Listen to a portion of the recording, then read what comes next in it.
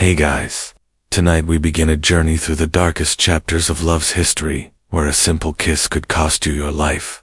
Picture this. It's 1536, and a young woman named Margaret Lenson to kiss her beloved Thomas goodbye. What she doesn't know is that 3 witnesses are watching from the shadows.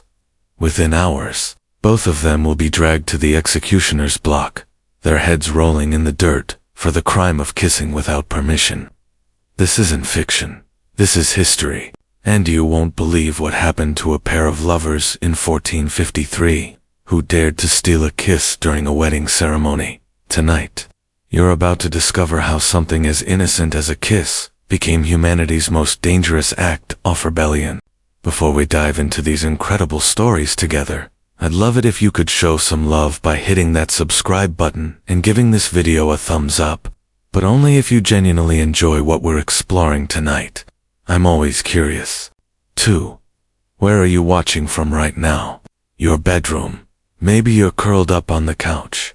Drop a comment and let me know what time it is where you are. Now, dim those lights, get comfortable. Maybe put on some soft background noise, if that helps you relax. And let's embark on this extraordinary journey through history's most forbidden romances. You know, we live in a world where a kiss is just, well, a kiss, a quick peck in the cheek, a passionate embrace, a sweet goodnight smooch. These are the simple pleasures that make us human. But imagine living in a time where that semi-tender moment could be your last, where love itself was considered so dangerous, so threatening to the social order, that entire legal systems were built around punishing it.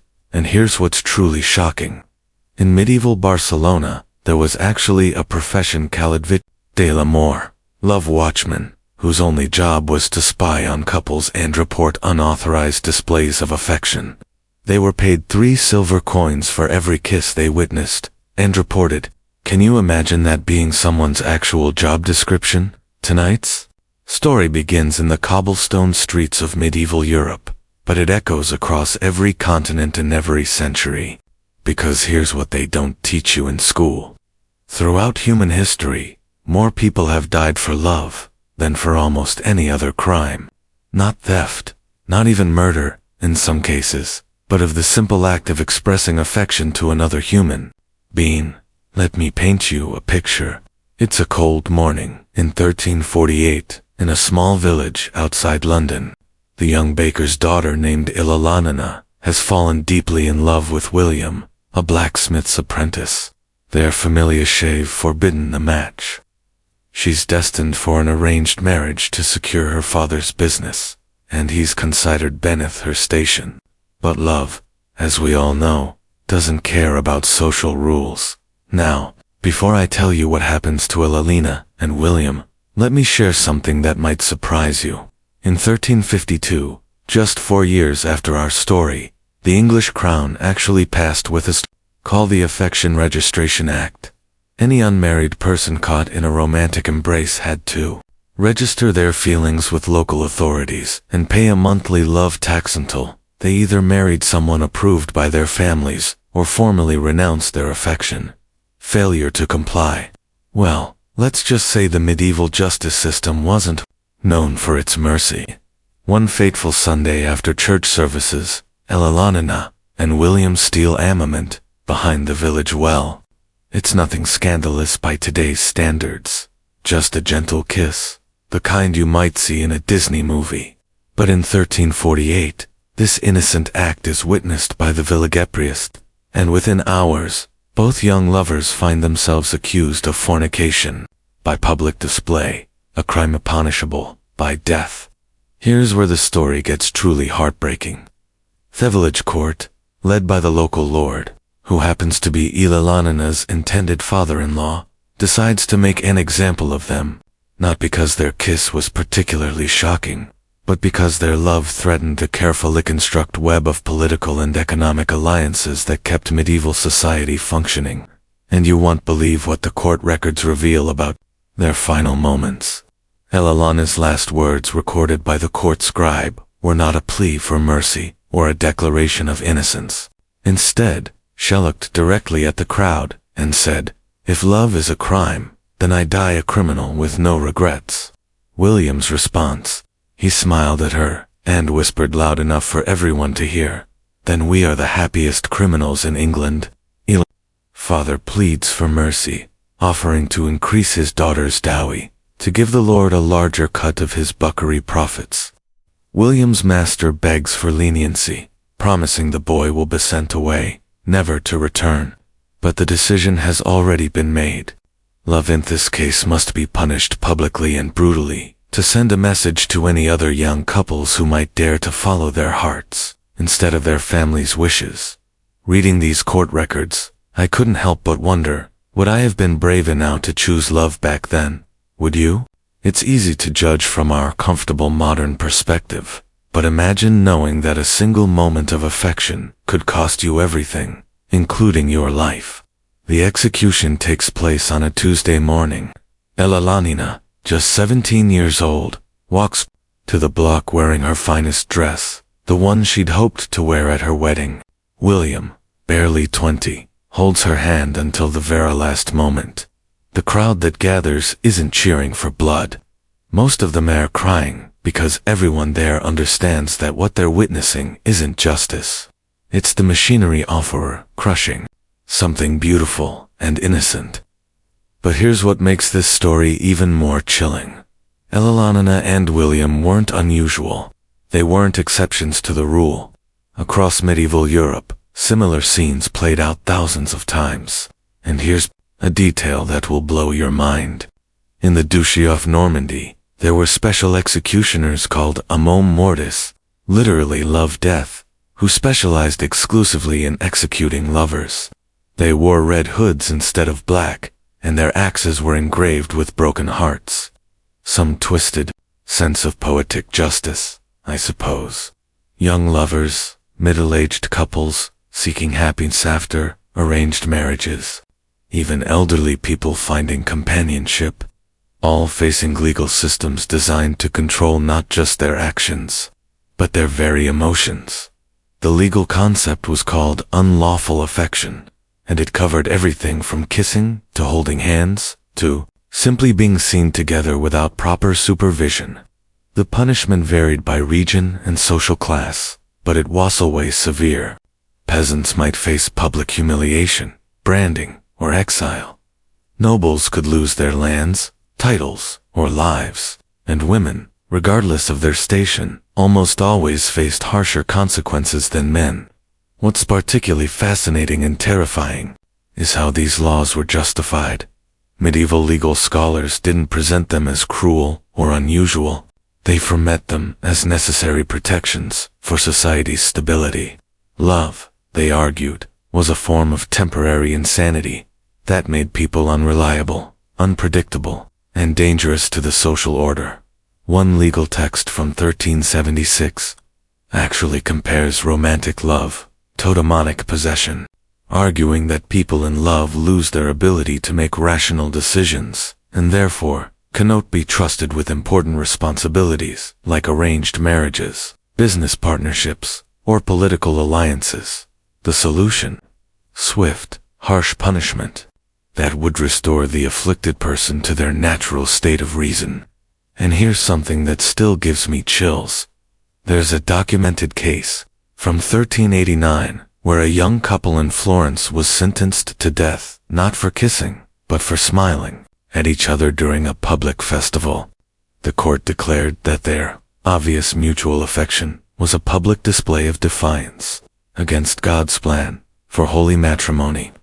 They were executed 3 days later, and their familiars were required to pay for the cost of the execution. And you know what's really wild? These weren't just laws on paper that nobody followed. Court records from across Europe show us case after case, Afro people facing real consequences for real love. A merchant's wife in Venice, executed for kissing a traveling musician. Twin brothers in Dublin both hanged for courting the same nobleman's daughter.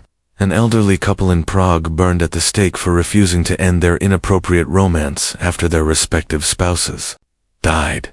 The psychological impact on entire societies must have been devastating. Imagine growing up knowing that your most natural human instincts The desire to connect, to touch, to express affection could literally get you killed. Imagine the paranoia, the constant watching, the way it must have poisoned even innocent interactions between men and women. But perhaps most heartbreaking of all are the letters and diaries that survive from this period, hidden away in walls, buried in gardens, tucked into prayer books, secret messages between lovers who knew their feelings could cost them everything, but couldn't help expressing them anyway. These documents reveal people who were deeply, recognizably human, struggling with the same desires and fears we experience today. But living in a world that treated love as a capital crime, one particular letter discovered in the walls of a monastery in France in 1987 was written by a young nun named Sister Marie to a monk named Brother Augustine in a neighboring abbey. She writes, "My beloved John, I know that God sees my heart, and I believe he understands that this love I feel is not evil, though the world calls it so. If they discover these words, we will both face theftlums, but I would rather burn for one moment of truth than live a lifetime of lies." They were both burned alive 6 months later. And here's the detail that haunts them according to the execution records. They were allowed to hold hands as the flames consumed them. Even their executioners couldn't bring themselves to deny them that final act of love. Reading these stories, I couldn't help but wonder, would I have been brave enough to choose love back then? Would any of us have had the courage to risk everything for a few stolen moments of happiness? It's a question that puts our modern relationship problems into perspective, doesn't it?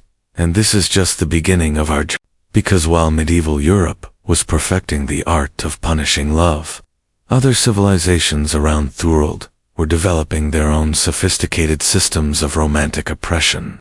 Some were even more brutal, more systematic, more designed to crush the human spirit. As we move forward through history's darkest chapters, we'll discover how ancient civilizations turned the simple act of falling in love into a complex web of legal and social traps. From Babylon's first recorded kissing laws to Rome's systematic to controlling passion, we're about to uncover the ancient roots of romantic oppression that would shape human relationships for thousands of years. Next, we're traveling back even further in time to the very beginnings of civilization, where the seeds of romantic punishment were first planted. And trust me, what you're about to hear about ancient Babylon's approach to controlling love will make medieval Europe look almost progressive by comparison. Now, let me take you on a journey back to where it all began. Tough, dusty streets of ancient Babylon around 1750 BCE, where King Hammurabi was busy creating what would become history's first systematic approach to punishing love. And you won't believe how sophisticated their methods were for crushing romance. Picture this. You're walking through the bustling markets of Babylon, the air thick with the scent of spices and the sound of merchant shaggling, but hidden among the everyday chaos is something sinister. A network of love informants who are paid by the state to report any unauthorized displays of affection. These weren't just casual observers. They were trained professionals who could spot a forbidden glance from 50 feet away. Here's something that will absolutely blow your mind. Archaeologists discovered clay tablets in 1962 that contained what historians now call the Babylon Affection Registry. This was essentially a government database of every romantic relationship in the city.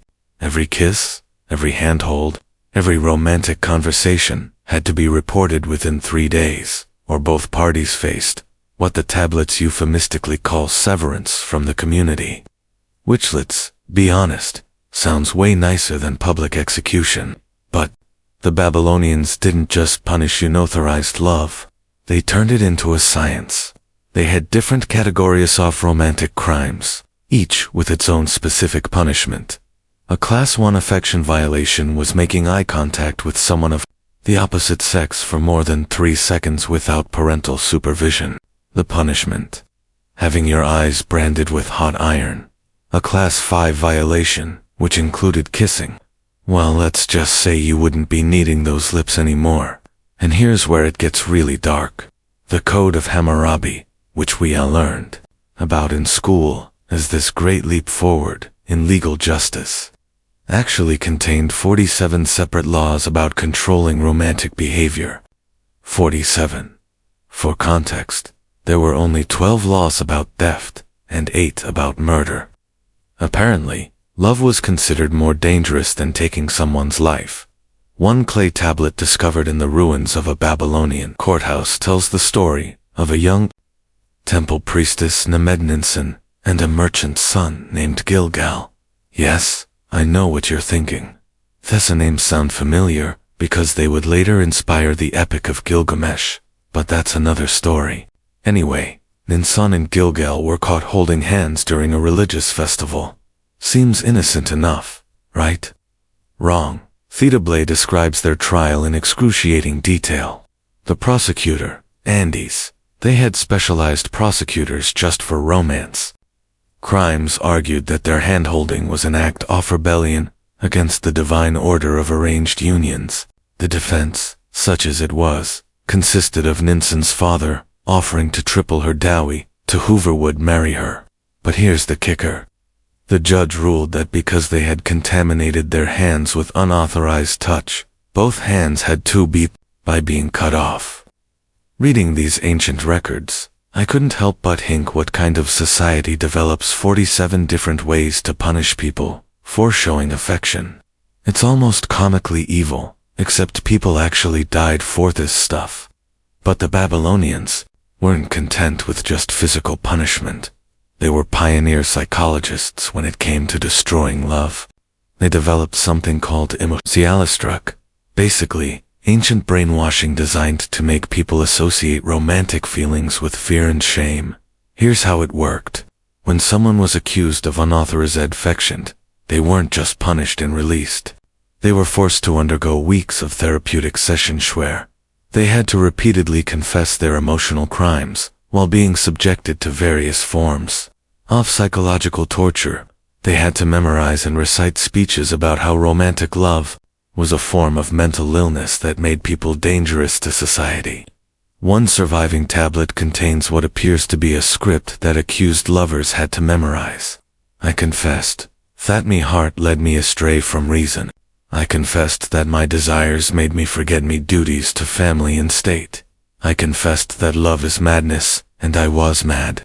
I begged the gods to restore my sanity and never again let passion cloud my judgment. And here's something truly chilling. They had to recite this script in front of their own families, who were required by law to publicly reject them until they completed the restructuring process. Imagine having to stand in front of your parents, your siblings, your childhood friends, and declare that your capacity to love was a mental illness that needed to be cured. The psychological damage must have been devastating, but it worked. At least from the government's perspective. Marriage became purely transactional, with romantic compatibility being completely irrelevant. People learned to suppress their natural, emotional responses so thoroughly that historians believe it may have taken generations for normal human affection to return to Babylonian society.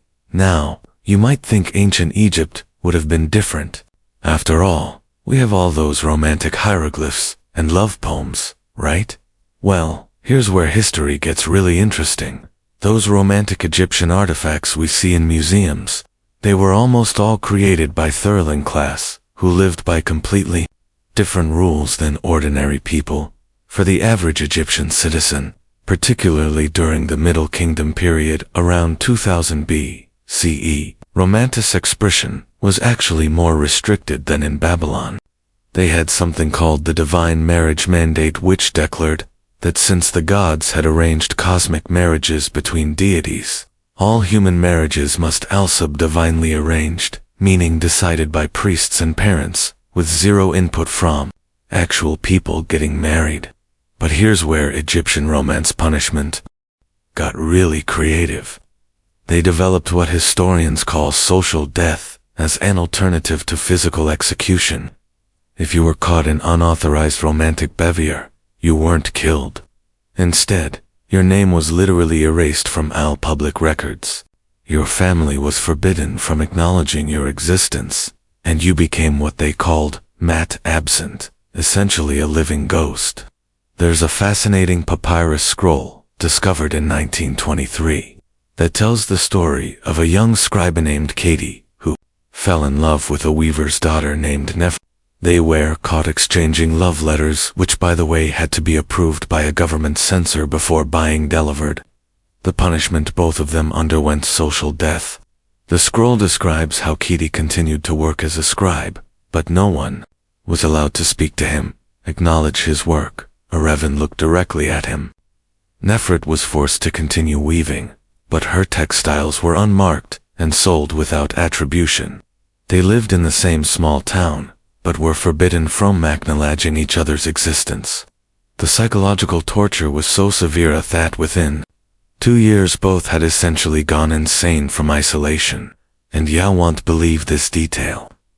There are records showing that some people who underwent social death would actually to be executed instead because at least death would end their suffering. But the Egyptian authorities believed that killing lovers would turn them into martyrs, making them disappear while still breathing.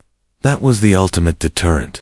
Reading these stories, I can't help but wonder, how did these scientists become so terrified of human emotion that they developed such elaborate systems to destroy it? What were they really afraid of?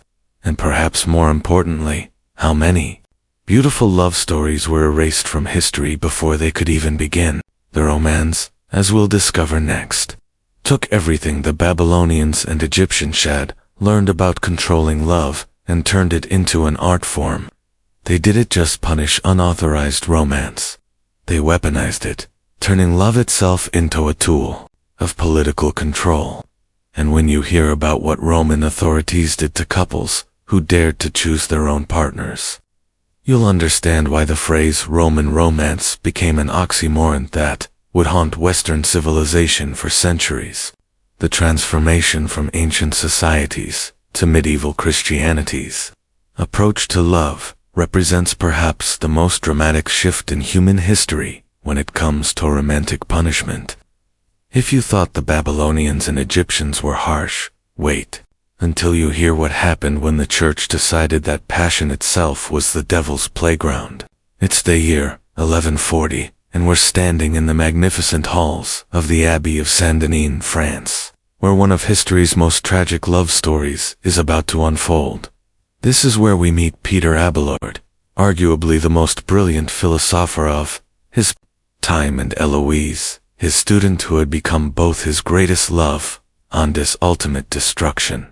Here's what makes their stories so incredibly heartbreaking. Abelard wasn't just any teacher. He was basically the medieval equivalent of a rock star professor. Students traveled from across Europe just to hear him speak. Kings sought his counsel. The church considered him one of their brightest theological minds. And Eloise, she was equally extraordinary, fluent in Latin, Greek, and Hebrew by age 16. Considered the most educated woman in France. When these two brilliant minds fell in love, it should have been celebrated as the meeting of intellectual equals. Instead, it became the perfect storm that would demonstrate just how viciously the medieval church could destroy anyone who to choose love over religious authority. And you won't believe the level of surveillance that surrounded their relationship. The church had developed what they called spiritual monitoring. Basically a spy network of monks and nuns, whose job was to watch for any signs of inappropriate attachment between clergy members and their students. They had a whole manual discovered in the Vatican archives in 1985, detailing the warning signs of romantic involvement, excessive eye contact during lessons, lingering after formal instruction ends, changes in voice tone when addressing the student, and any physical contact beyond what is necessary for spiritual guidance. But here's where the church's approach differed dramatically from ancient civilizations. They didn't just want to punish unauthorized love. They wanted to theologically justify why love itself was evil.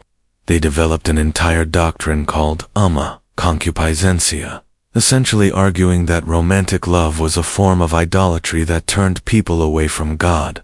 Saint Bernard of Clairvaux, one of the most influential church leaders of the 12th century, actually wrote a treatise called Against Poison of Love, where he argued that romantic passion was literally a disease sent by Satan to corrupt human souls. He wrote, "When a man looks upon a woman with desire, he does not see her as God's creation, but as Satan's temptation. When a woman returns such a look, she becomes the serpent in Eden, offering the apple of destruction." Now, back to Abelard and Eloise. Their secret relationship lasted nearly 2 years before being discovered.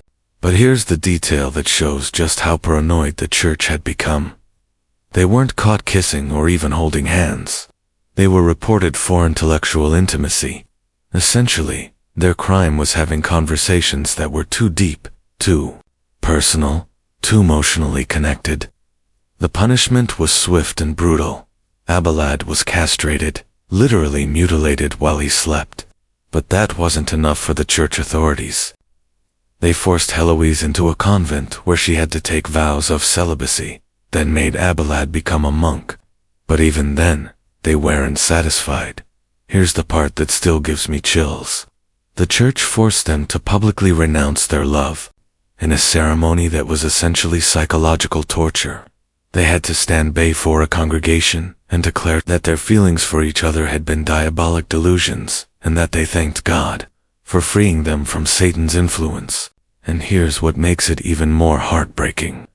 We know exactly how they felt about this forced renunciation because their secret letters survived, hidden away and only discovered centuries later. These letters revealed to people who never stopped loving each other, even as they were forced to live as religious prisoners for the rest of their lives. In one letter written 15 years after their separation, Eloise writes to Abelard, "The world calls our love sin, but my heart knows it was the closest I have ever felt to the divine. They have taken our bodies, our freedom, our ability to touch, or even speak freely, but they cannot take the love that lives in my soul." Abelard's response is equally devastating. "My beloved, if love is sin, then I am gladly damned. If passion is Satan's work, then let me burn in hell. For I would rather suffer eternal torment than live even one day without the memory of what we shared." Reading these letters, I couldn't help but think, how did an institution supposedly built on love become so terrified of human affection that they would destroy their own most brilliant scholars for the crime of caring deeply for each other? But Abelard and Eloise weren't unique cases. The church had developed an entire legal system specifically to identify, prosecute, and punish what they called crimes against celibacy. This wasn't just about priests and nuns. It applied to anyone in any religious role, which in medieval society meant teachers, scholars, hospital workers, and even some merchants who worked closely with church institutions. There's a document called The Inquisitor's Manual for Romantic Crimes, written in 1184, that reads like something out of a horror movie. It provides detailed instructions for interrogating suspected lovers, including recommended torture techniques for extracting confessions. One section actually describes how Tao's psychological manipulation to turn lovers against each other, convince each party that the other has already confessed and renounced the relationship. This technique often produces the most thorough and satisfying repentance. And here's something that will shock you. The church kept detailed records of every romantic crime they prosecuted. In the archives of Narration Cathedral, historians have found ledgers containing thousands of cases from the 12th and 13th centuries alone. Young novice monks executed for exchanging love letters. Female scholars burned alive for refusing to enter arranged marriages. Elderly widows and widowers tortured for seeking companionship in their final years. One case file dated 1203 describes the trial of Brother Marcus and Sister Agatha, two middle-aged religious scholars who had worked together translating Greek texts for over a decade. Their crime, they were observed, smiling with excessive warmth during their collaborative work. The Trial records show that they were subjected to 6 months of interrogation during which they were repeatedly asked to confess to intellectual fornication, basically being too emotionally connected through their shared love of learning. The final verdict was particularly cruel. They were allowed to live, but Brother Marcus was sent to a monastery in northern Scotland, while Sister Agatha was relocated to a convent in southern Italy. They were forbidden from ever communicating again, and their 15-year self-scholarly collaboration was declared tainted by sin and ordered to be destroyed. Decades of important intellectual work lost forever because two people cared about each other. Brothers, what's really fascinating and disturbing about the Church's approach to punishing love? They turned it into a public spectacle designed to terrorize entire communities. They developed pedal-abate ceremonies called purification rituals, where accused lovers had to publicly confess their sins in front of hundreds of people. One surviving Gacon from describes such a ceremony in Canterbury Cathedral. A young couplicist of holding hands without permission was forced to stand naked before the congregation, while a priest read a detailed account of their crimes against God. They then had to kneel and beg forgiveness from every person in attendance, over 300 people individually. The ceremony lasted 14 hours. Reading these historical accounts, I can't help but wonder what kind of psychological damage did these public humiliations inflict on entire generations. How many people learned to suppress their natural capacity for love because they had witnessed such brutal consequence for those who dared to follow their hearts? And perhaps most tragically, how many brilliant minds like Abelard and Eloise were destroyed not because they were evil or dangerous, but because they represented something the Church couldn't control. The idea that human love might be as sacred as divine love. But the Church's war against passion was just getting started. As we move deeper into the medieval period, we'll discover how they refined their techniques, creating an entire theological and legal framework that would influence Western attitudes toward love for centuries. And when you hear about the specific methods they developed for identifying, prosecuting, and punishing romantic criminals, you'll understand why the phrase medieval romance sounds so contradictory even today. From the monasteries of France, our journey continues to the royal courts, where love became not just a crime against God, but a weapon in the deadly game of political power. The story of Anne Boleyn and the catastrophic consequences of royal romance will show us how a single kiss could topple kingdoms and reshape the course of history. When we talk about royal romance, most people think of fairy tales and happily ever after. But in the blood-soaked halls of medieval and Renaissance courts, love was the most dangerous game of all, where a single stolen kiss could literally reshape the map of Europe and cost thousands of lives. Let me take you to Greenwich Palace on a fog-shrouded morning in January 1533, where Anne Boleyn is about to make a decision that will split England from Rome, create a new church, and ultimately cost her own head. But here's what most history books don't tell you. Anne's story isn't really about ambition or politics. It's about what happens when royal love collides with the machinery of absolute power. Henry VIII had been obsessed with an IV over 6 years by this point. But there's the detail that changes everything. The relationship began with a single, unauthorized kiss at a court masque in 1526.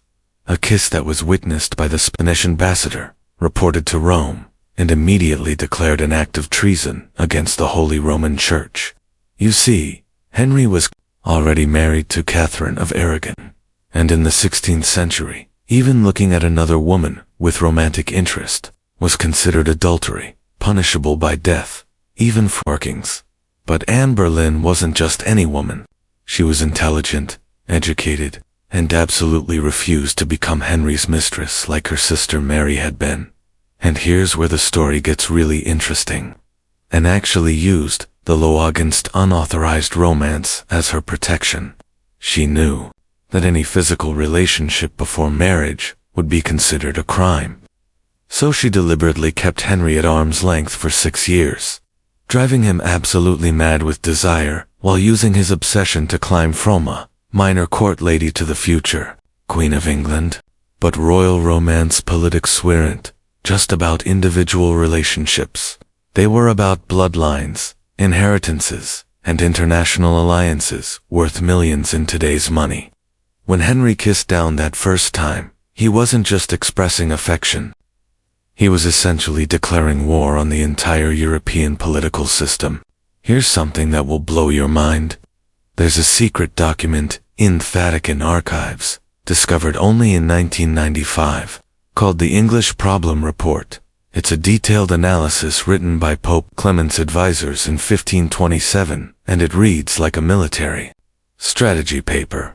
They identified in Berlin as what they called a romantic weapon being used to destabilize Catholic Europe. Their report actually contains psychological profiles of both Henry and Anne analyzing their personalities, their relationship dynamics, and their potential impact on European politics. One section reads, "The Berlin woman has weaponized the king's romantic obsession to create a crisis that threatens the very foundation of Christendom. Her refusal to submit to traditionalist dress arrangements suggests a calculated plan to achieve queenship through emotional manipulation. Can you imagine being so threatening that the Pope himself commissioned a psychological analysis of your love life?" But that's exactly what happened, because royal romance wasn't personal. It was international warfare, fought with hearts instead of swords. And you won't believe how sophisticated the intelligence networks were around royal relationships. Every European court had spies, whose only job was to monitor and report romantic activities of foreign royalty. They had code names for different types of romantic interactions. Morning dew meant a kiss on the hand. Evening star meant a private conversation lasting more than 10 minutes. And thunderstorm meant any form of physical intimacy. The Spanish court, for example, maintained detailed files in Henry's relationship, with an including reports from servants who counted how many times they danced together at court events, analyzed the tone of their public conversations, and even documented changes in Anne's clothing choices that might indicate a deepening relationship.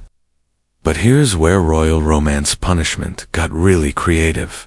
Instead of executing lovers outright, courts developed what historians called political romantic assassination. They would orchestrate elaborate schemes to destroy royal relationships through scandal, false accusations, and manufactured evidence. Take the case of Anne Boleyn's final days. Modern historians have discovered that her execution wasn't really about adultery or treason. It was about Henry's need to marry for political reasons. But instead of simply divorcing her, His advisors convinced him that framing her for romantic crimes would be more politically advantageous. The evidence against Anne was completely fabricated. The main witness to her alleged affairs was Mark Smeen, a court musician who was tortured for 3 days until he confessed to a relationship that almost certainly never happened. His confession, preserved in the Tower of London records, reads like the rambling Seth, a broken man. "I confessed to touching the Queen's hand with lustful intent. I confessed to looking upon her with desire. I confessed to thinking impure thoughts in her presence." Reading these torture-induced confessions, I couldn't help but think how many innocent people throughout history have been destroyed by powerful individuals who needed to eliminate them but required legal justification. But Anne's execution was just the beginning.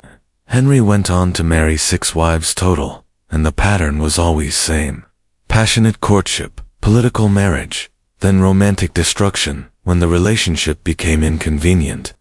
Jane Seymour died in childbirth, but historians believe she was already being monitored for romantic irregularities before her death. Anne of Cleves was divorced for non-consummation, but court records suggest Henry's advisors were already planning to frame her for adultery if she had resisted the divorce. Catherine Howard, Henry's 5th wife, was executed for premarital relationships. Essentially, she was killed for having boyfriends before she was married, and Catherine Parr, his final wife, survived only because Henry died before his advisors could manufacture evidence against her. Think about that for a moment.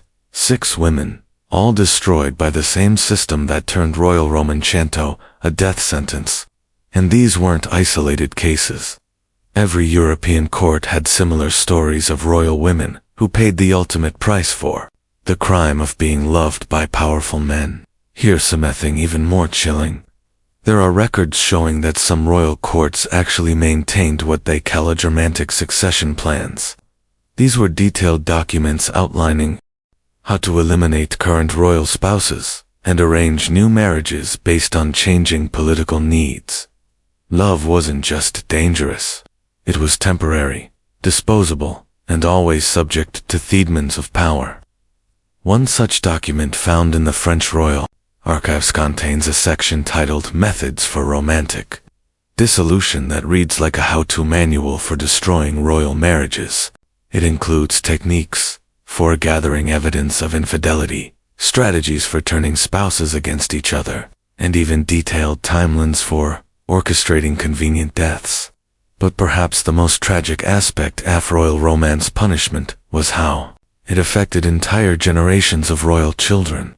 Imagine growing up knowing that your mother was executed for loving your father, or that your father had your stepmother killed because their marriage became politically inconvenient. Elizabeth Anne Boleyn's daughter never married, partly because she had witnessed firsthand how deadly royal romance could be.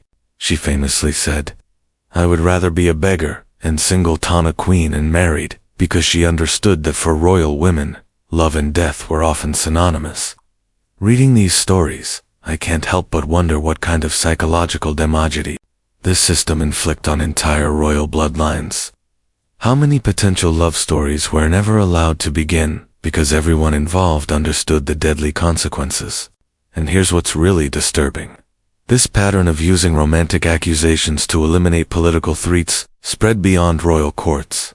Noble families across Europe began adopting similar tactics, using false accusations of romantic crimes to settle property disputes, eliminate rivals, and consolidate power.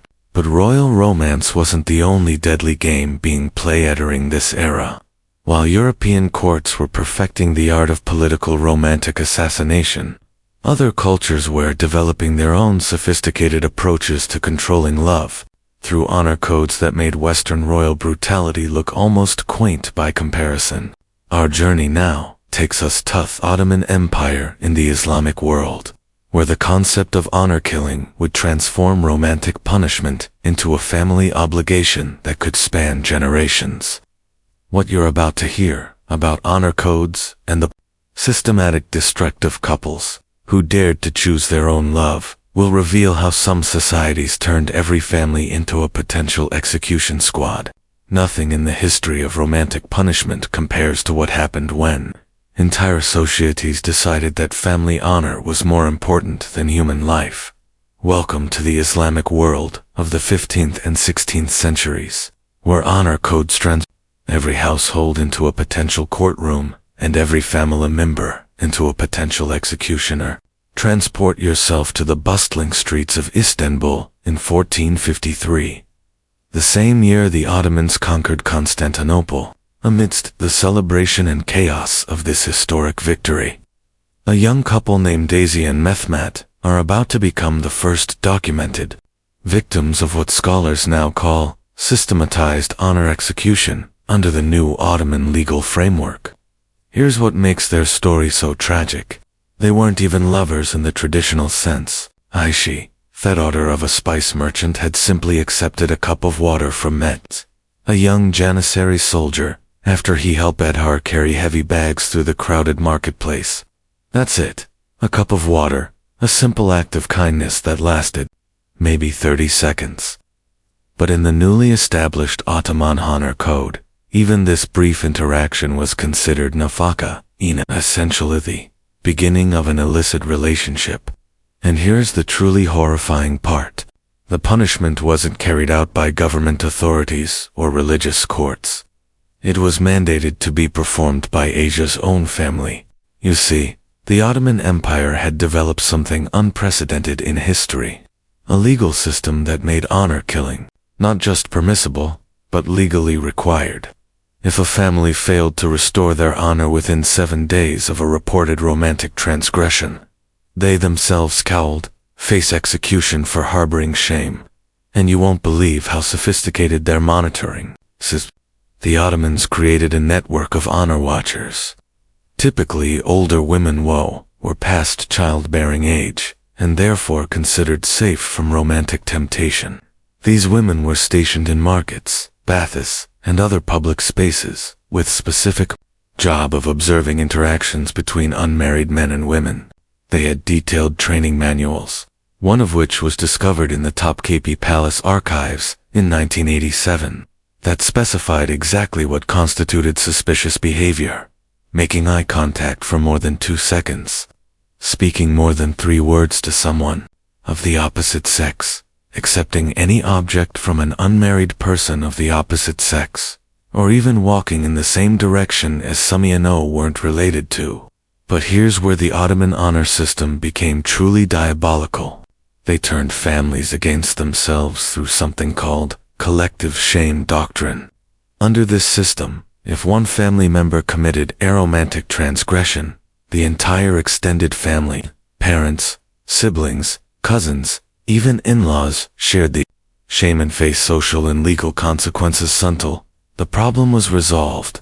This meant that families had to choose between saving one member, who'd allegedly violated honor codes, or protecting the rest of the family from destruction. It's psychological warfare at its most brutal, designed to ensure that families would police themselves more strictly than any government ever could. The Kaysar courts from the Istanbul Sharia courts between 1453 and 1520 contain over 3,000 documented honor killings. But here's what's most disturbing. In over 80% of these cases, the romantic transgression was something we would consider completely innocent today. Accepting help with directions, making small talk while shopping, or even just being seen in the same area as someone of the opposite sex. One case file from 1487 tells the story of Fatma, a young widow whose crime was smiling at a baker while purchasing bread for her children. The court record states that her smile was interpreted as invitation to improper discourse, and that her late husband's family was required to restore honor through blood within 5 days. Fatma's brother-in-law, a man named Hassan, was forced by law to kill her. But here's the detail that shows the psychological torture of the system. Hassan had been like a father to Fatma's children. He loved them as his son. The court records show that he begged for alternative punishments, offered to sell his own property to pay fines, even volunteered to kill himself instead. But the law was clear. Only Fatma's death could restore the family's honor. The execution took place in the courtyard witnessed by her own children. Hassan, who carried out the killing, never recovered psychologically and died by suicide within a year. Reading these records, I couldn't help but think, how does a society become so twisted that it forces loving family members to destroy each other over imagined romantic crimes? But the Ottoman system wasn't unique. Similar honor codes existed throughout the Islamic world, each adapted to local customs, but sharing the same basic principle. Family honor was more valuable than the individual life, and romantic choice was the greatest threat to social order. In Mamluk Egypt, they had something called protection through prevention. Essentially, families were required to kill any unmarried daughter who showed signs of potential romantic interests before she could actually engage in any forbidden behavior. Thissins, writing poetry, spending too much time on personal grooming, or expressing known opinion about marriage preferences. A document from the Cairo archives dated 1501 describes the case of Zara, a 15-year-old girl who was executed by her own father for writing a poem about wanting to choose her own husband someday. The poem wasn't even about a specific person. It was just a general expression of hope for love. But under Mamluk honor law, even the desire for romantic choice was considered a threat to family honor. Here's something that will absolutely shock you. Some regions developed wetti, called honor-killing ceremonies, that were treated as community celebrations. Families who successfully restored their honor through execution were praised publicly, given gifts by neighbors, and sometimes even received tax breaks from local authorities. One traveler's account, from 1518, written by a Venetian merchant named Marco Dolphin, describes witnessing such a ceremony in Damascus. He writes, "The family gathered in the central square dressed in their finest clothes, as if attending a wedding. The father spoke proudly of restoring his familiar's reputation, while neighbors congratulated him on his righteousness. The girl's younger sisters threw flower petals as she was led to her death. It was the most horrifying display of normalized evil I have ever witnessed." But perhaps the most psychologically devastating aspect of Islamic honor codes was how they affected women's relationships with each other. Mothers were required by law to monitor their daughters for signs of romantic interest. Sisters were expected to report each other's suspicious behavior. Even female friends became potential informants in the honor surveillance system. There are heartbreaking letters discovered in various Middle Eastern archives from women warning each other about honor watches, developing code words for discussing feelings, and creating elaborate systems for communicating without triggering honor violations. One letter found in a Yemenite household in 1962 was written by a young woman to her best friend. "My dear sister, I write this knowing it may be my last message. Mother has noticed that I hum songs while doing household work, and she fears this indicates a dangerous state of mind. If you hear that I have Bientikin for purification, please remember me as I was when we could still laugh together." The psychological damage to entire generations of women must have been catastrophic. Imagine never being able to express joy, curiosity, or hope without fear. Thatsamian might interpret it as romantic interest worthy of death. And here's what's really disturbing. These honor systems weren't limited to individual families. They became tools of political and economic control. Wealthy families could eliminate rivals by making false accusations of honor violations. Political enemies could be destroyed by spreading rumors about their daughters' or wives' behavior. One of the most documented cases involves the Ar-Rashed family of Baghdad in 1506. They were successful textile merchants who'd been competing with the politically connected Al-Mansur family for lucrative trade contracts. Suddenly, witnesses appear to have seen the Al-Rashid daughter, Leela, speaking privately with a young man in the marketplace. The evidence was clearly fabricated. Multiple witnesses gave contradictory accounts of the time, place, and nature of the interaction. But under honor law, the accusation itself was enough. The Al-Rashid family was forced to kill Leila to restore their honor, and in their grief and subsequent social isolation, they lost their business entirely to the Al-Mansur family. It's psychological warfare disguised as moral law, and it was brutally effective at controlling not just romantic behavior, but entire economic and social systems. Reading these stories, I can't help but wonder how many brilliant women were lost to these honor systems. How many potential scientists, artists, poets, and leaders were executed before they could contribute to human knowledge and culture.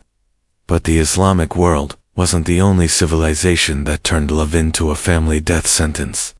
As we continue our journey through history's darkest chapters, we'll discover how ancient China developed perhaps the most sophisticated and deadly system of romantic control ever created, one that made Ottoman honor codes look almost merciful by comparison. From the honor-bound families of the Middle East, we now travel to the forbidden city of Beijing, where Confucian values and imperial power combined to create a romantic surveillance state so comprehensive that it monitored not just actions and words, but thoughts and dreams themselves. If you thought the Ottoman Empire's honor codes were sophisticated, wait until you discover what ancient China created during the Ming Dynasty, a romantic surveillance state so advanced that it makes modern digital monitoring look primitive. This is the story of how Confucian philosophy became the deadliest weapon against love in human history. Step into the Forbidden City in 1421, during the reign of Emperor Yonggel, where we encounter what Chinese historians call the Great Romance Purge, a systematic campaign to eliminate unauthorized love that would claim over 100,000 lives in just 5 years. But this wasn't random violence. It was a calculated social engineering project designed to create the perfect obedient society. The catalyst was a single love letter discovered in the imperial archives. A young court scribe named Wei Jiaoing had written to a palace seamstress named Lim Fang, expressing his feelings in what he thought was private correspondence. The letter contained a line that would change Chinese society forever. My heart chooses you above all duties to family and state. That single sentence, the idea that personal choice could supersede social obligation, sent shockwaves through the imperial court. Within days, Emperor Yonggel issued what became known as the Edict of Romantic Realignment, declaring that unauthorized romantic feelings were a form of treason against the Confucian order. And here's where Chinese romantic punishment became uniquely terrifying. They didn't just punish the lovers themselves. They developed something called 5 degrees of romantic contamination, which meant that when Simone was caught in unauthorized love, 5 levels of their social connections were also held responsible. First degree, the lovers themselves, execution by slow slicing, a process that could take hours. Second degree, immediate family members, public feeding and exile. Third degree, teachers and mentors, loss of position and social status. Fourth degree, friends and regular associates, heavy fines and surveillance. Fifth degree, neighbors and casual acquaintances required to attend public confession sessions about their failure to report suspicious romantic behavior. Can you imagine living in a society where falling in love could destroy the livisof? Literally hundreds of people in your social network. The psychological pressure must have been unbearable. But the Chinese system went even further than punishment. They created what they called romantic prevention science. The Imperial Academy developed detailed psychologic profiles of people who are most likely to develop unauthorized romantic feelings, and these people were placed under special surveillance from childhood. A document discovered in the Beijing Palace Museum in 1973, titled Identifying Future Romantic Criminals, reads like something from a dystopian science fiction novel. It lists warning signs, including excessive interest in poetry or music, tendency, togazi, at flowers, or natural beauty, showing kindness to animals, expressing curiosity about distant places, and demonstrating creativity in any form. Think about that. In Ming Dynasty China, being artistic, compassionate, or curious was literally considered a predictor of romantic criminality, were trying to breed human emotions out of their population entirely. The most documented case from this period involves a young woman named Chen Shuan, whose story was preserved because her father was a court historian who secretly recorded the proceedings. Shulan was accused of pre-romantic behavior when she was observed feeding birds in her garden with what witness says as excessive gentleness. Her trial lasted 6 months, during which she was subjected to what the court records call emotional examination. This involved forcing her to view paintings of couples and measuring her physical responses, heart rate, breathing, facial expressions. Any sign of emotional reaction to romantic imagery was used as evidence of her inherent romantic corruption. But here's the detail that shows just how sophisticated their psychological torture was.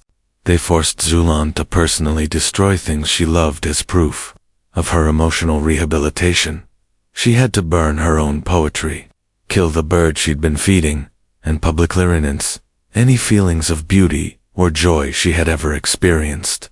The final stage of her treatment required her to spend 100 days in solitary confinement, during which she had to write daily essays, explaining why emotional attachment was evil and how grateful she was to the state for correcting her thinking. The surviving gases, written in her increasingly shaky handwriting, document the systematic destruct of a human spirit. and you won't believe what happened next. After her rehabilitation, Sulin was released and actually became one of the most effective romantic surveillance agents in the empire. She spent the rest of her life identifying and reporting other potential romantic criminals with a success rate that terrified even her handlers. Reading about her transformation, I couldn't help but think, what kind of psychological torture could turn a gentle, bird-loving poet into a destroyer of other people's capacity for love? It's a level of mind control that would make modern dictatorships jealous. But Zulin's case wasn't unique. The Chinese developed entire re-education camps, specifically for people who showed signs of romantic inclination. These facilities, called Institutes for Emotional Correction, use techniques that wouldn't look out of place in a horror movie. One technique documented in a manual called Methods for Achieving Emotional Purity involved something called love association therapy. Suspected romantic criminals were shown images or objects associated with love, flowers, couples, wedding ceremonies, while being subjected to physical pain. The goal was to create such strong negative associations with romantic concepts that even thinking about love would trigger fear and nausea. Another method was isolation from botany. Prisoners were kept in specially designed cells with no decoration, no windows, no color except gray. They were fed flavorless food, given shapeless clothing, and forbidden from seeing anything that might trigger aesthetic pleasure. The idea was that if people couldn't appreciate beauty, they couldn't develop romantic attraction. But perhaps the most disturbing technique was familial betrayal training. Prisoners were forced to write detailed reports about the romantic behaviors of their own family members, including parents, siblings, and children. Those who refused were tortured until they complied. Those who participated successfully were rewarded with better treatment. One surviving report, written by a man named Lu Jiangming, about his own daughter reads, "I observed that my daughter Lu Xiao was mild while looking at plum blossoms yesterday. This inappropriate emotional response to natural beauty suggests developing romantic susceptibility. I recommend immediate intervention before her condition worsens. Imagine being broken so completely that you would betray your own child for the crime of smiling at flowers." That's the level of psychological destruction the Chinese romantic surveillance state achieved, and here's what makes it even more chilling.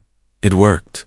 By 1450, just 30 years after the system was implemented, Chinese society had been transformed into something that barely resembled human civilization.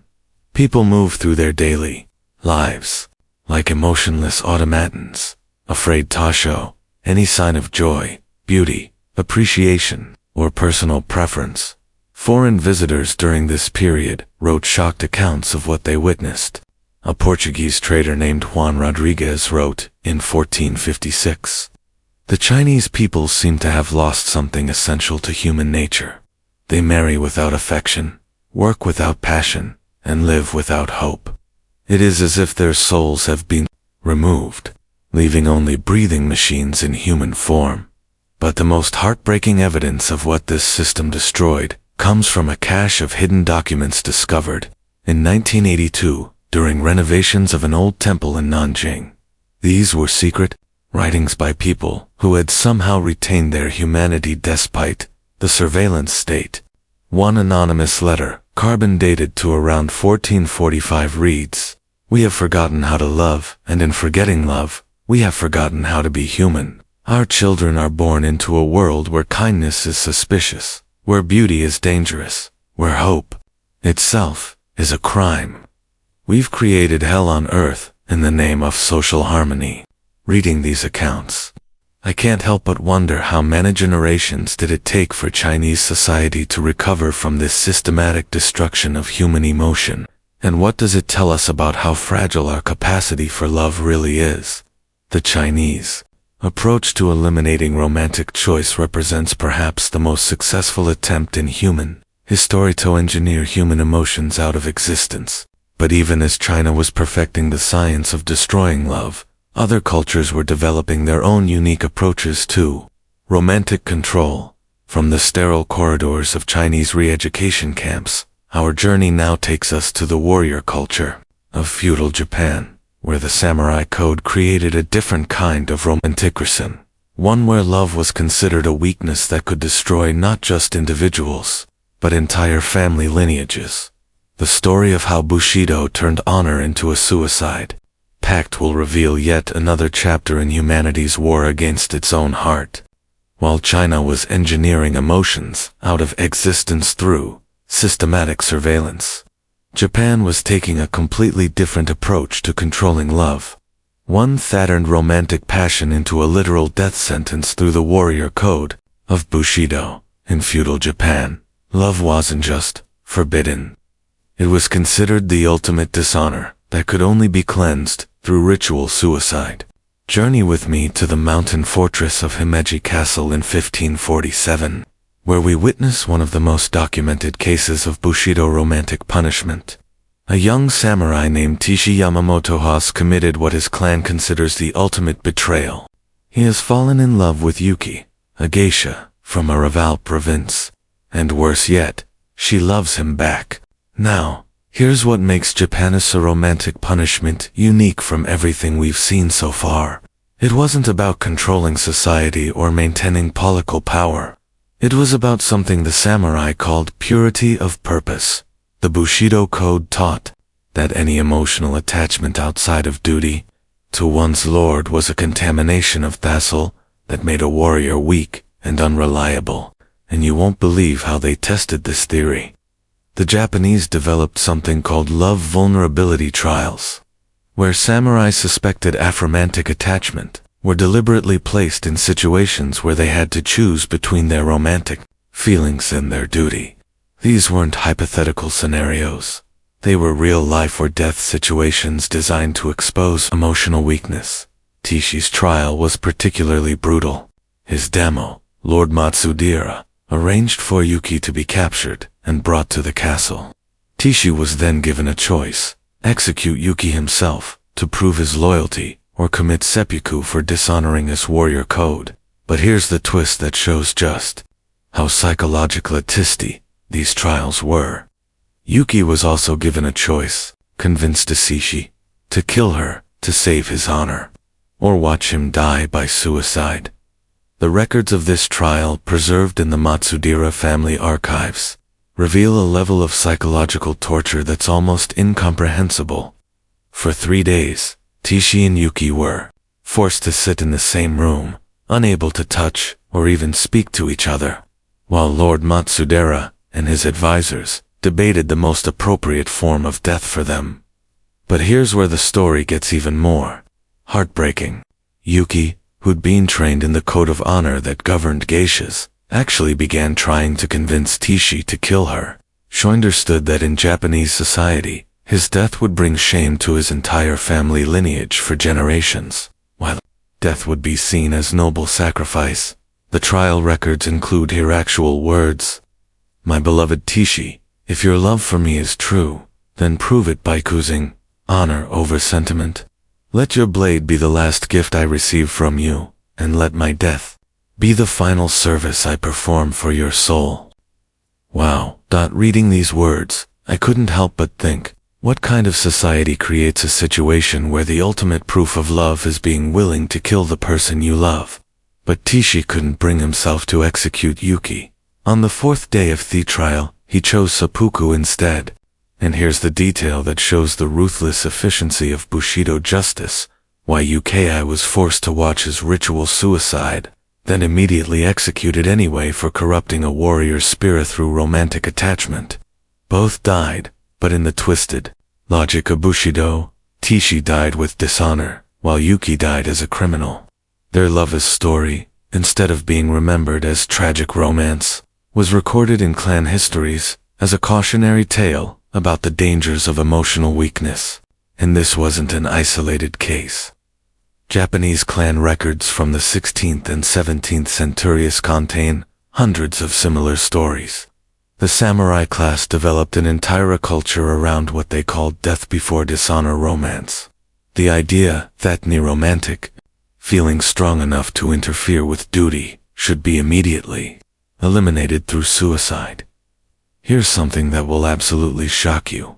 Some samurai clans actually held annual ceremonies called purity confirmations, where unmarried warriors had to publicly swear they had experienced no romantic feelings during the previous year. Any warrior who couldn't make this oath with complete sincerity was expected to commit seppuku immediately. One such ceremony, documented in the Takeda clan records from 1573, resulted in the suicide of 7 young samurai who admitted to having experienced romantic attraction during Tdeath.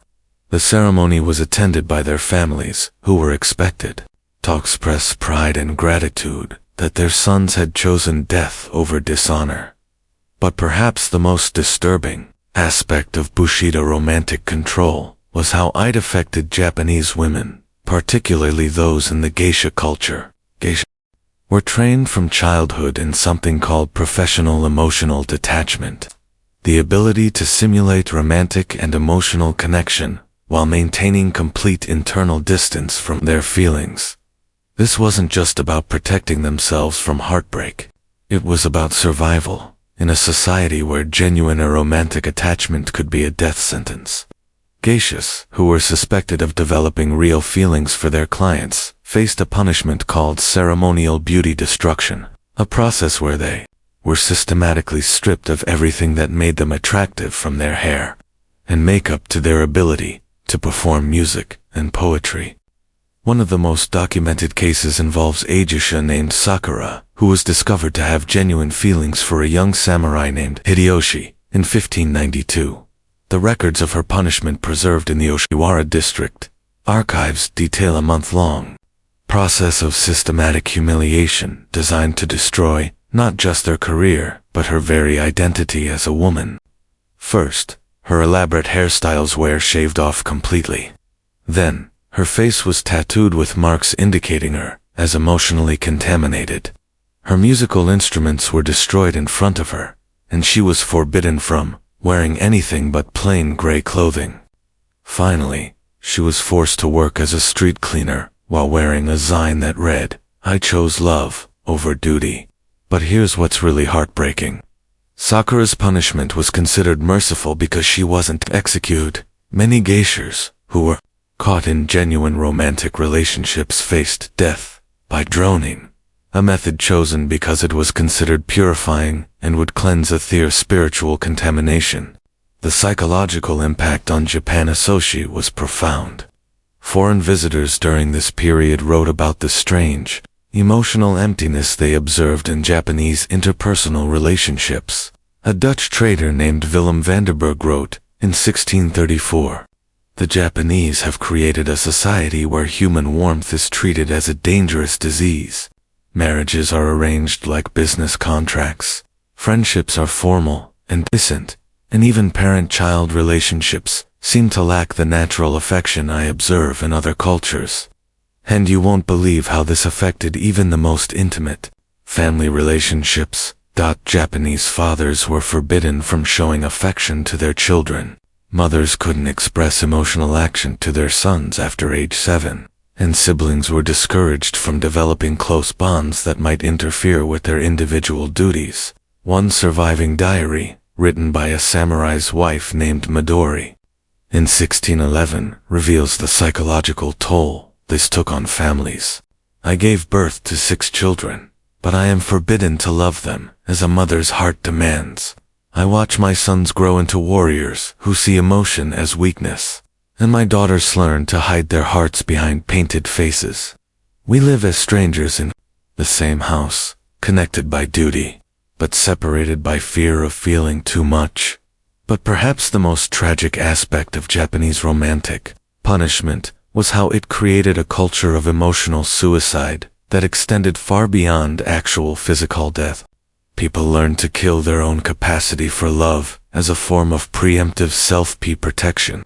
There are records of young people voluntarily undergoing emotional severance rituals, where they would symbolically cut ties with their own hearts through meditation, fasting, and psychological conditioning designed to numb their ability to form emotional attachments.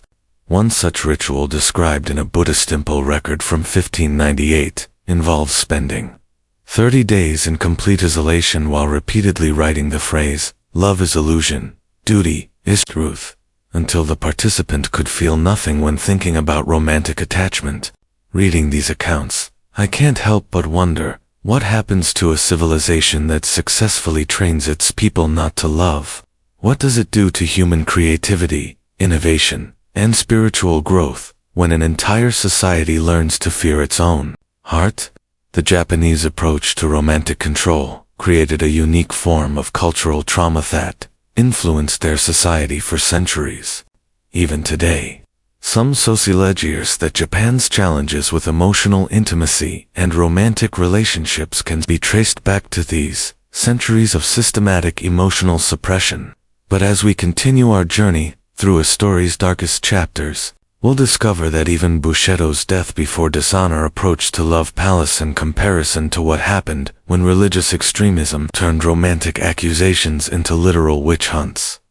The story of how love became associated with demonic possession will reveal how some societies made the mere suspicion of romantic feeling grounds for torture and execution. From the honor-bound silence of samurai culture, we now venture into the historiography-driven communities of colonial America, where the simple act of blushing in someone's presence could be interpreted as evidence of witchcraft worthy of burning from the disciplined edsels of samurai culture. We now enter perhaps the most paranoid and dangerous period in the history of romantic persecution, the era when love itself was literalized, and accusations of romantic witchcraft could send entire communists into frenzied hunts for imaginary demons hiding in human hearts. Imagine walking through the fog-shrouded village of Salem in 1692. But this isn't the witch trial story you think you know. Hidden in the court records, buried beneath the famous accusations of spectral evidence and devil worship is a darker truth. Over 60% of the witch trial accusations began with suspicions of unnatural romantic behavior, or what the Puritan authorities called carnal bewitchment. Let me introduce you to Mercy Williams, a 22-year-old woman whose story has been overshadowed by more famous Salem victims, but whose case reveals the true connection between witch hysteria and romantic persecution. Mercy's crime wasn't practicing magic or consorting with the devil. It was being caught smiling while talking to a young farmer named Samuel Porter after Sunday church services. That smile, witnessed by 3 village women, was immediately interred as evidence of supernatural seduction. You see, Puritan doctrine taught that genuine Christian women were naturally modest and emotionally reserved. Any display of happiness or attraction in the presence of men was considered proof of demonic influence-based. Surely no godly woman would experience such feelings without supernatural corruption. And elsewhere, the witch trial system became truly diabolical in its approach to romantic persecution. They developed something called affection testing that made Chinese emotional surveillance look primitive. Suspected romantic witches were subjected to elaborate trials designed to prove their supernatural guilt through their emotional responses. Mercy's trial, documented in excruciating detail in the Essex County court records, included a procedure called the resistance examination. She was placed in a room with Samuel Porter and observed by a panel of church elders who recorded every micro-expression, every change in breathing, every subtle shift in posture that might indicate supernatural attraction. The trial transcript reads like something from a psychological horror story. The accused did display telltale signs of demonic influence when placed in proximity to the young Porter. Her cheeks did flush with unnatural color. Her breathing became irregular, and she was observed to glance in his direction no fewer than 7 times during a 10-minute observation period. Such responses are consistent with carnal bewitchment, as described in Malleus Maleficarum. But here's what makes this even more terrifying. The Puritans had convinced femmes vives that they were actually protecting both Mercy and Samuel from supernatural corruption. In their twisted logic, executing her would free him from demonic influence and save her soul from eternal damnation. The psychological torture didn't end with observation. Mercy was subjected to what they called spiritual purification, interrogation. Essentially, she was forced to confess not just to practicing witchcraft, but to the specific romantic feelings that supposedly proved her demonic possession. The interrogation record contains her forced confession. I confessed that the devil did corrupt my heart with unnatural desires. I confessed that when I looked upon Samuel Porter, I felt stirrings that no godly woman should experience. I confessed that these feelings were not of my own making, but were planted in me by Satan-led good Christian men astray. Reading these forced confessions, I couldn't help but think, how does a society become so afraid of human emotion that it convinces itself that love is literally demonic possession? But Salem wasn't unique. Similar witch trials with romantic undertones occur throughout colonial New England. In Stamford, Connecticut, in 1692, a woman named Elizabeth Clausen was accused of using love magic to seduce her neighbor's husband. The evidence: she had baked him a pie during his wife's illness, and he had thanked her with excessive gratitude. The trial records show that Elizabeth was subjected to physical torture designed to force her to reveal her supernatural techniques. They used methods that were supposedly designed to counteract witchcraft, but are really just elaborate forms of psychological and physical abuse aimed at destroying any capacity for human warmth or kindness. And you won't believe how sophisticated their theories about romantic witchcraft became. Puritan theologians developed entire treatises explaining how Satan used romantic attraction as his primary tool for corrupting human souls. Cotton Mather, one of the most influential Puritan ministers, wrote a book called The Devil's Snare in 1693 that provided detailed explanations. Ofo demons supposedly operated through human romantic feelings. According to Mata's theory, demons could inhabit a woman's smile, possess her laughter, and use her natural beauty as a weapon against godly men. He wrote, "The devil knows that the path to a man's soul runs through his heart, and he has taught his male servants to weaponize their very femininity against the defenses of Christian virtue." This wasn't just theological speculation. It became the basis for legal prosecution.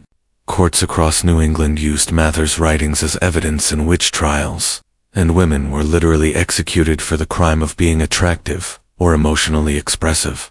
One of the most documented cases involve a young woman named Sarah Good, whose execution in Salem has been attributed to various accusations, but whose trial transcripts reveal that the initial suspicion against her began when she was observed looking upon men with unseemly interest during a town meeting. The progression from suspicion to execution reveals how quickly romantic accusations could spiral into deadly witch hunts. First, Sarah was accused of using thievelei to bewitch men. Then, when several men in the community admitted to finding her attractive, this was used as proof of her supernatural powers. Finally, when she defended herself by saying that attraction was natural and not supernatural, this was an blasphemy worthy of death. But perhaps the most psychologically devastating aspect of romantic witchcraft persecution was how it turned communities against themselves. Neighbors were encouraged to report any signs of unnatural affection they observed. In others, mothers were expected to monitor their daughters for signs of demonic, romantic influence. Even married couples were suspected if they displayed too much affection for each other. The paranoia became so intense that people began to police their own emotions with obsessive vigilance. A diary discovered in 1987, written by a Puritan woman named Hannah Bradstreet in 1693, reveals the psychological toll this constant self-monitoring took. "I find myself afraid to smile, afraid to feel joy, afraid even to pray with too much passion, lest someone interpret my fervor as evidence of carnal corruption."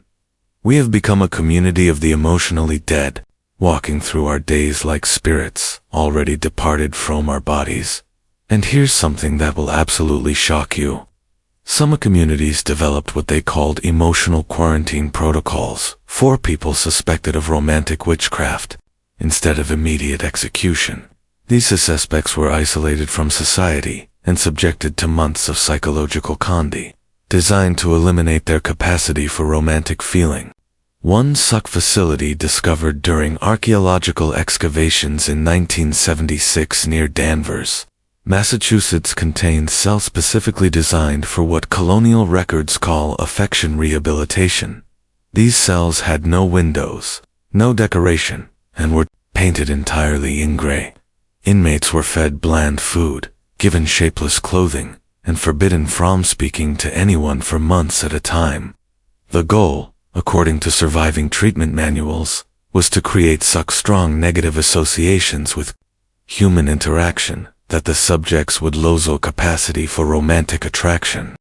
Those who successfully completed the program were released back into society as emotionally purified individuals who could be trusted not to spread romantic corruption.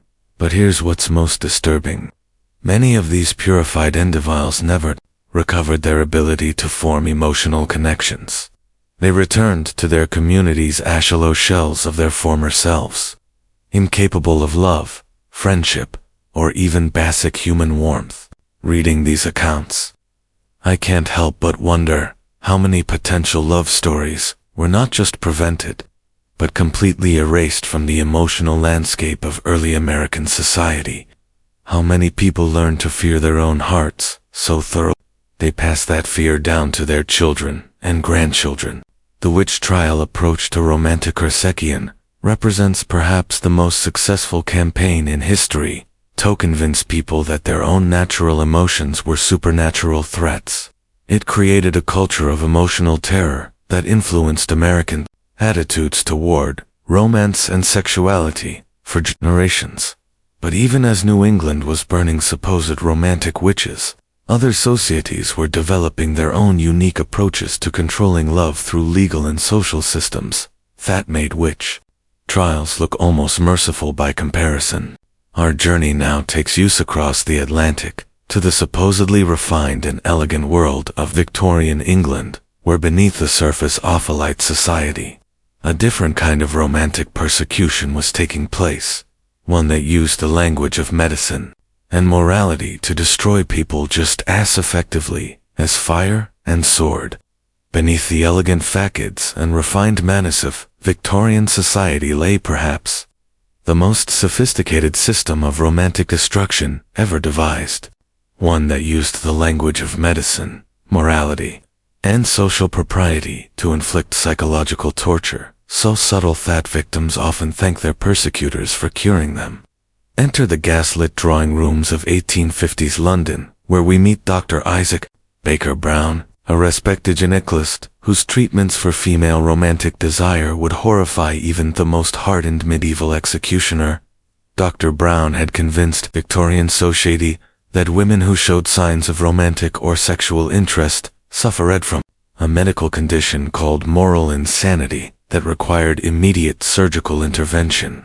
His solution, clitoridectomy, the surgical removal of women's capacity for physical pleasure performed without anesthesia, as punishment for what he called unnatural romantic enthusiasm. And here's the truly chilling part. This wasn't considered torture or punishment by Victorian standards. It was celebrated as progressive medical treatment designed to save women from their own dangerous emotions. Dr. Brown's patient records, discovered in the Royal College of Surgeons archives in 1987, reveal the horrifying scope of his between 1858 and 1866. He performed this procedure on over 500 women whose crimes included writing love letters, expressing preference in marriage partners, showing physical affection to their husbands, and in an undocumented case, simply asking questions about romance during medical consultations. One case file tells the story of Margaret Whitmore, a 24-year-old woman whose family brought her to Dr. Brown because she'd been observed gazing at young men with inappropriate interest during church services. The medical report states, patient displays alarming symptoms of moral insanity, including elevated pulse when discussing matrimony, tendency to smile when addressed by male acquaintances, and reported dreams of romantic nature. Immediate surgical intervention recommended to prevent complete mental.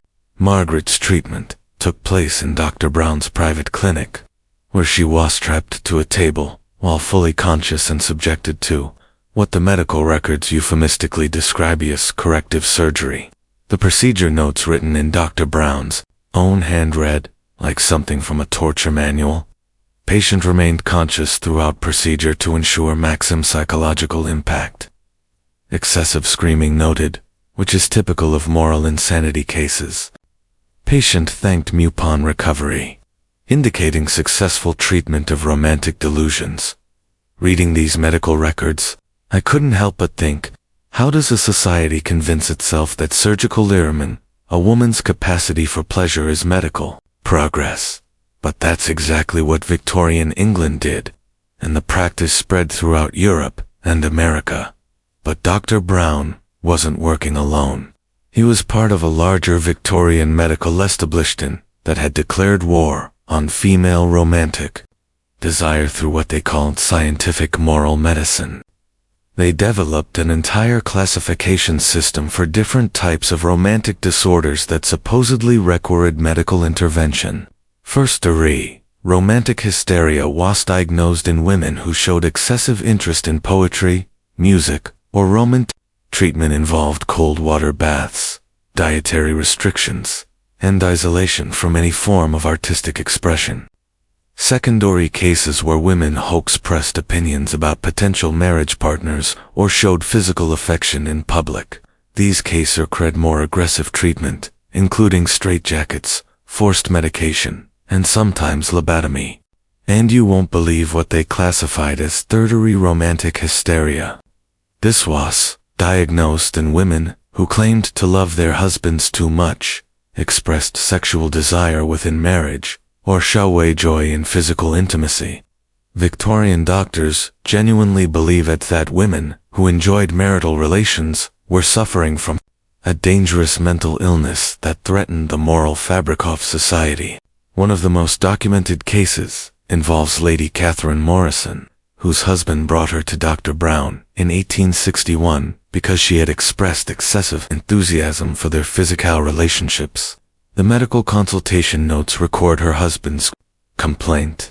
My wife displays unnatural desire for marital intimacy, often initiating contact and expressing enjoyment during relations.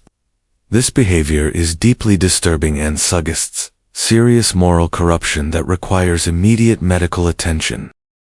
Lady Morrison was subjected to a treatment regimen that included daily ice baths, forced consumption of bromide, a chemical that suppressed sexual desire, and eventually claimed revenge. The treatment records show that after 6 months, she had been successfully cured of her romantic feelings and returned to her husband as what the doctors called a properly functioning Victorian wife. But here's what makes this even more horrifying. Lady Morrison's post-treatment letters, preserved in her family's private collection, reveal the complete psychological destruction this cure achieved. She wrote to her sister, "I no longer understand what I once felt for my husband. The doctors have removed something from me that I cannot name, but I know it was precious. I feel as though I am viewing my own life from a great distance, unable to connect with any emotion or sensation. They tell me this is health, but it feels like death." And the Victorian medical establishment didn't limit their attention to married women. They developed special prevention programs for young unmarried women designed to identify and eliminate romantic tendencies before they could fully develop. One such program, run by the London Female Medical Institute, required teenage girls from wealthy families to undergo monthly moral health examinations where they were questioned about their thoughts, dreams, and emotional responses to determine if they were developing dangerous romantic inclinations. The examination protocols preserved in the Institute's archives read like interrogation manuals.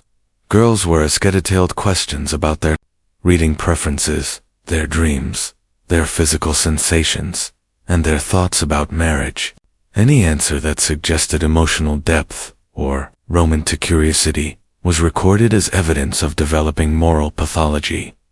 One examination report from 1863 describes the questioning of 16-year-old Emma Thornfield. Patient admits to enjoying poetry and reports dreams involving dancing with unnamed male figures. When questioned about marriage, Patient displayed visible excitement and stated, preference Sefer, choosing her own husband based on affection rather than family arrangement. Recommend immediate intervention to prevent progression to full romantic hysteria.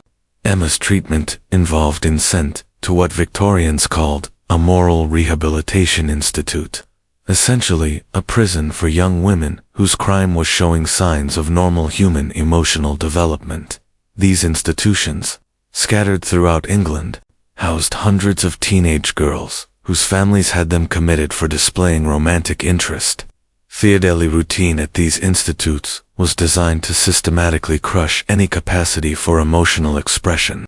Girls were awakened at 5 a.m. for cold baths, fed bland food designed to suppress physical sensation, forced to spend hours copying moral texts about the dangers of romantic feeling, and subjected to daily lectures about how their natural emotions were symptoms of mental illness. One surviving diary smuggled out of the Yorkshire Moral Institute in 1865 was written by a 17-year-old girl named Sarah Mitchell. Her entries reveal the psychological torture these institutions inflicted. Day 127. They tell us daily that our desire to love and be loved is sickness. They make us repeat phrases like romance is madness and duty is joy, until we can say them without thinking. Some of the girls have begun to believe it. I watch them become hollow, empty shells who smile when they're supposed to, but whose eyes show nothing. I fear I am becoming like them. But perhaps the most disturbing aspect of Victorian romantic persecution was how it convinced women to participate in their own psychological destruction. The medical establishment was so successful in pathizing female emotion that many women voluntarily sought treatment for their own romantic feelings.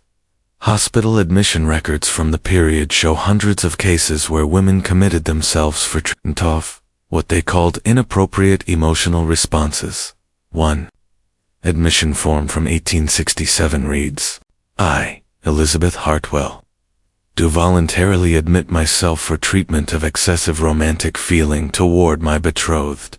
I recognize that my joy in his company and physical desire for our upcoming marriage are symptoms of moral illness that require medical correction. And here's something that will absolutely shock you.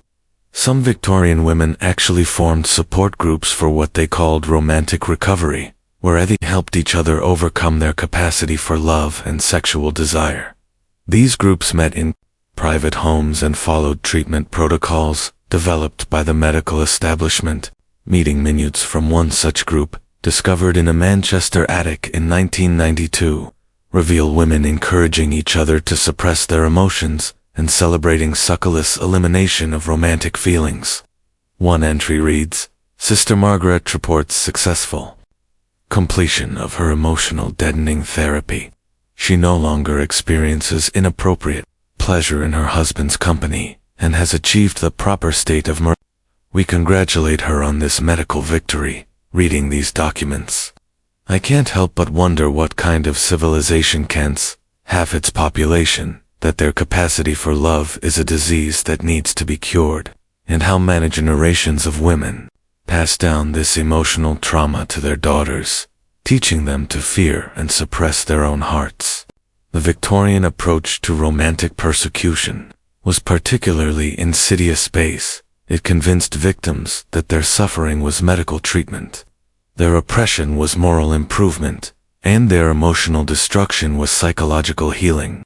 But even as Victorian England was perfecting the medicalization of romantic punishment across the Atlantic in colonial America, Puritan communities were developing their own equally brutal but distinctly different approach to controlling love through religious doctrine and social ostracism.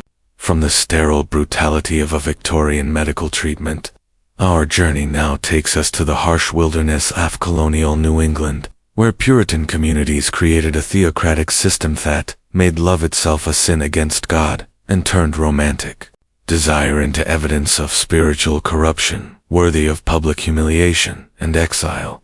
Far from the medicalized torture chambers of Victorian England, the frozen wilderness of colonial America witnessed a different but equally brutal approach to romantic persecution, one that transformed entire communities into surveillance networks, where neighbors spied on neighbors, and love became evidence of spiritual corruption, requiring public humiliation and exile.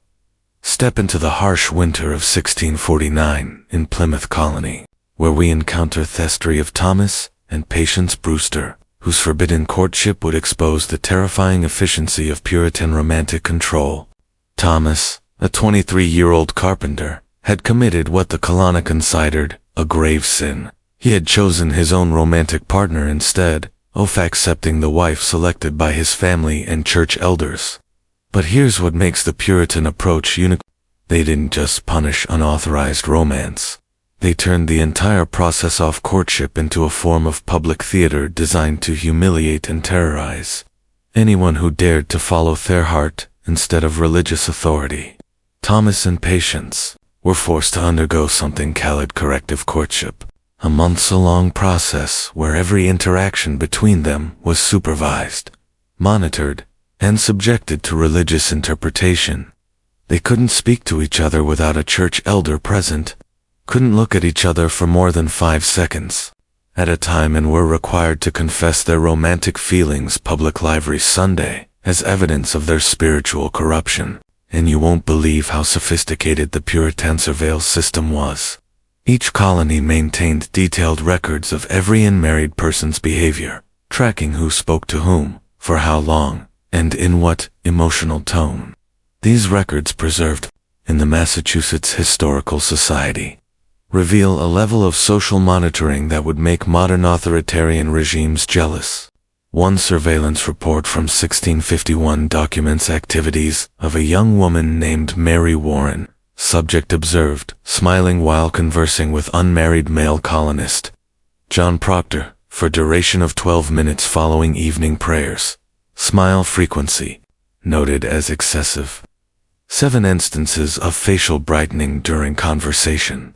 Subject's posture indicate an a priori interest. Leaning toward male companion twice, maintaining eye contact for periods exceeding proper Christian modesty. Recommend immediate intervention to prevent progression to dangerous romantic attachment. The Puritans had convinced themselves that romantic attraction was literally Satan's primary weapon for corrupting human souls and destroying Christian communists. They developed elaborate theological explanations for why love was dangerous, creating a doctrine called affectional heresy that treated romantic feelings as a form of idolatry. Reverend Increase Mather wrote in his 1674 treatise against the snares of carnal love.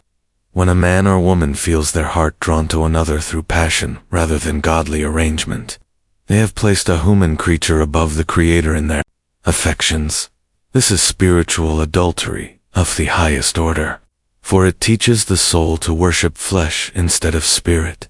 But the Puritans didn't just preach against romantic love.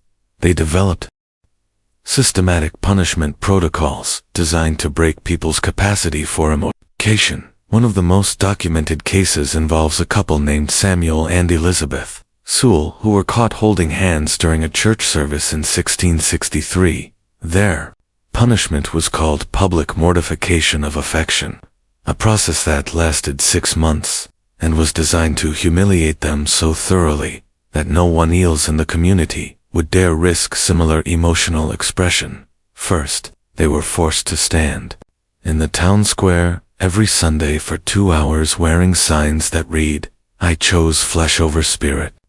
Then they had to publicly confess their carnal corruption in front of the entire congregation, describing in detail how their romantic feelings had led them away from God. But here's the truly psychological part. They were required to do this separately. So each had to listen to their beloved describe their love as sinful and corrupting. The confession records preserved in the First Church of Boston archives reveal the systematic destruct of their relationship. Samuel's forced confession reads, "I confess before God in this holy congregation that my affection for Elizabeth Sewell was born of Satan's temptation. I confess that when I looked upon her, I felt stirrings that drew my heart away from divine contemplation. I confess that my desire to touch her hand was evidence of my spiritual corruption and my need for God's corrective mercy. Elizabeth's confess was even more heartbreaking. I confess that I allowed my weak family nature to be corrupted by inappropriate affection for Samuel Sewell. I confess that my joy in his company was sinful pride that elevated earthly pleasure above heavenly duty. I confessed that my desire to be chosen by him rather than accepting God's arrangement for my marriage was rebellion against divine authority. Reading these forced confessions, I couldn't help but think, how does a community become so afraid of human happiness that it turns love into evidence of demonic possession? But the public confessions were just the beginning.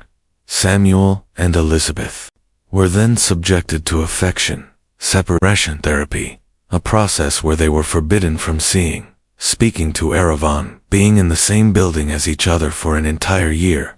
During this time, they were required to meet weekly with church elders, who monitored their emotional recovery and ensured they were successfully purging their romantic feelings.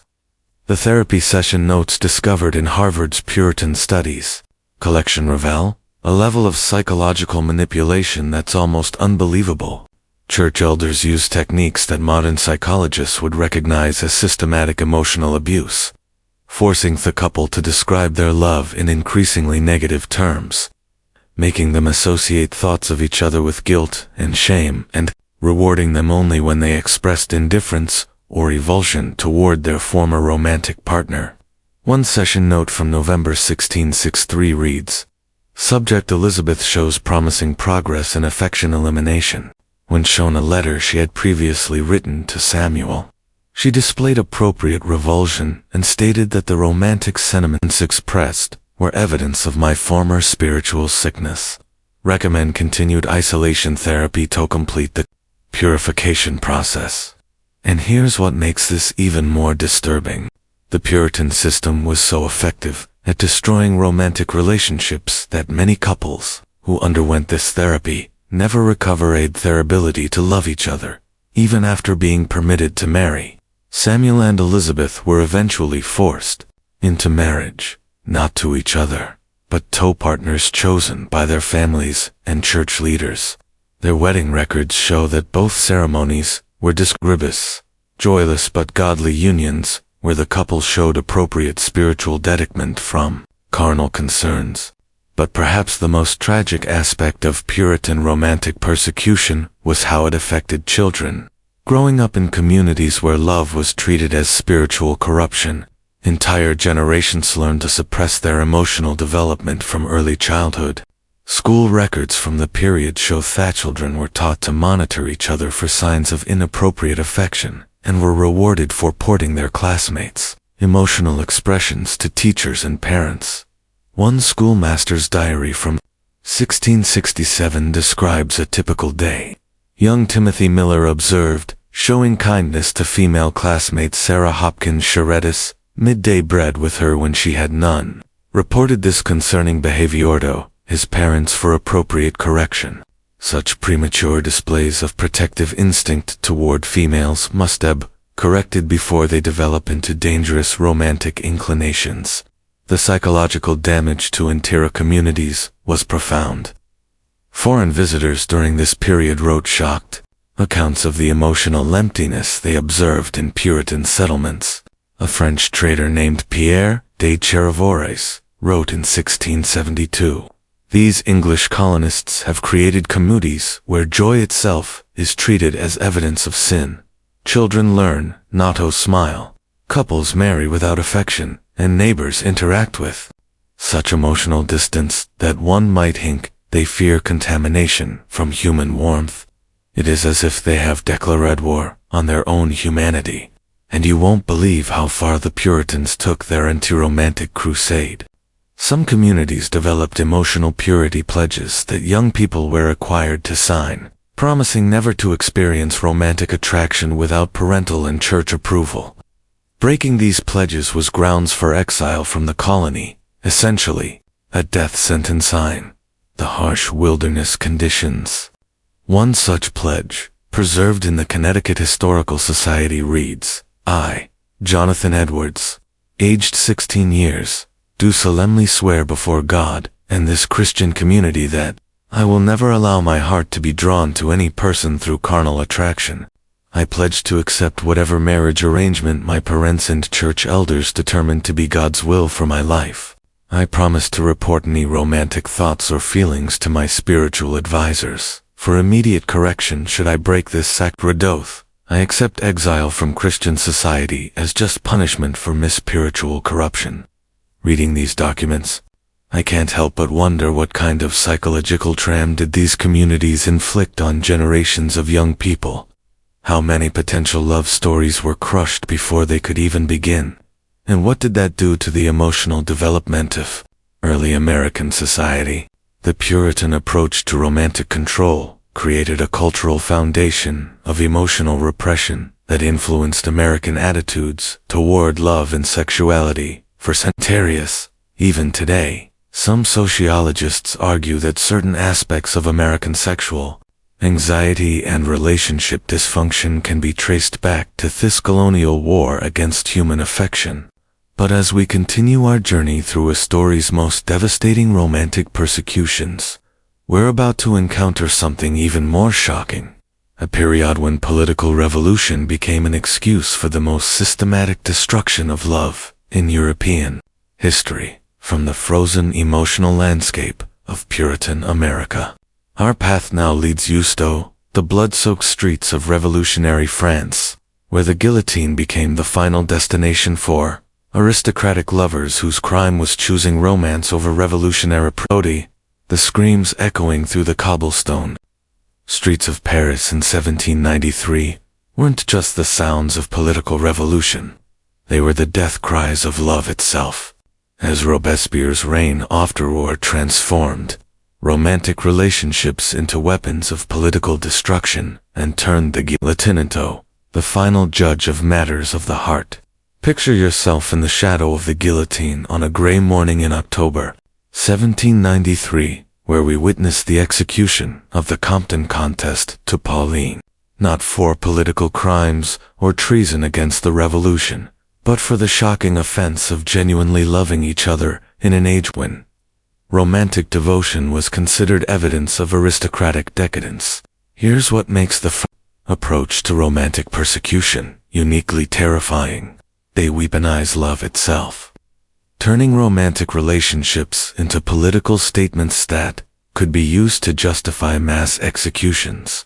Revolutionary tribunals didn't just prosecute people for their political beliefs, they prosecuted them for their emotional attachments, arguing that aristocratic love was fundamentally different from revolutionary love and therefore, and you won't believe how they justified this twisted logic. The Committee of Public Safety led by Robespierre developed what they called the doctrine of democratic emotion, essentially arguing that under the old regime, aristocrats had corrupted even love itself through their decadent lifestyle, making their romantic relationships a form of political rebellion against the new egalitarian order. Maximilien Robespierre himself wrote in his journal in 1793, "The aristocratic heart beats with selfish passion that elevates individual desire above the collective good. When nobles claim to love each other, they demonstrate their fundamental inability to love the people. Such corrupted affection is incompatible with republican virtue and must be eliminated, along with all other aristocrats." This wasn't just rhetoric. It became the legal foundation for what historians now call romantic prosecutions.